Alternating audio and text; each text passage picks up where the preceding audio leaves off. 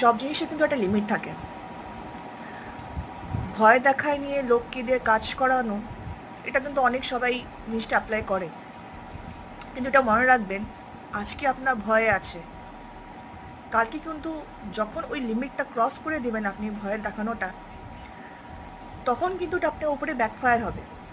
যে ভয় দেখায়নি, আপনি বছরের পর বছর কারো উপর অত্যাচার করে কাজ করাইছেন, বছরের পর বছর ওকে ভয় দেখায়নি, নিজের হিসাবে ওকে কাঠপুতলির মধ্যে নাচাইছেন, একদিন যখন ওই ভয়টা শেষ হয়ে যাবে, কেন কি সব জিনিসে কিছু না কিছু একটা লিমিট থাকে, আর কোনো না কোনো দিন ওটা শেষ হয়।